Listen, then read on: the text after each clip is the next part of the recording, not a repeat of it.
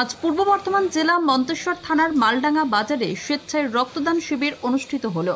জানা গিয়েছে, বিশ্বকর্মা পুজো উপলক্ষে আজ পূর্ব বর্ধমান জেলা মন্তেশ্বর থানার মালডাঙ্গা ব্যবসায়ী সমিতি ও মালডাঙ্গা বাস ইউনিয়ন সমিতির পক্ষ থেকে এই স্বেচ্ছায় রক্তদান শিবিরটি অনুষ্ঠিত হয়। আজকের এই রক্তদান শিবিরে মহিলা এবং পুরুষ সকলে মিলে 120 জন স্বেচ্ছায় রক্তদান করেছেন বলে জানিয়েছেন বাস ইউনিয়নের সভাপতি সব্যসাচী দা। মালডাঙ্গা ব্যবসায়ী সমিতি ও বাস ইউনিয়নের পক্ষ থেকে সংগৃহীত রক্ত বর্ধমান মেডিকেল কলেজ ব্লাড ব্যাংকের হাতে তুলে দেওয়া হয়।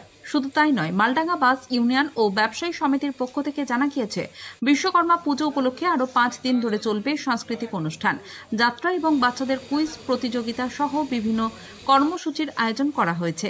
এখানে মালডাঙ্গা বাস ইউনিয়নের সভাপতি সব্যসাচী দা কি জানালেন, শুনুন। মালডাঙ্গা থেকে ফাইজুল শেখের রিপোর্ট, MBS নিউজ।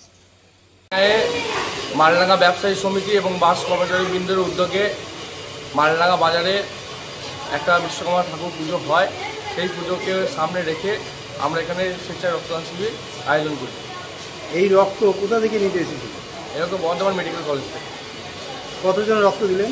120 জন। এই রক্ত সম্বন্ধে আপনি কি বার্তা দিচ্ছেন? দেখুন, মুমূর্ষু রোগীদের রক্ত সংকটে মানুষ ভোগে, তার জন্য আমরা বিভিন্নভাবে এই ব্লাড ডোনেশন ক্যাম্প করে থাকি। বিশ্বকর্মা পুজোতে প্রত্যেক বছরও এইভাবেই ক্যাম্প করা হয়। আপনার নাম আর পরিচয়? আমরা সব্যসাচী দা, ব্যবসায়ী সমিতির সভাপতি।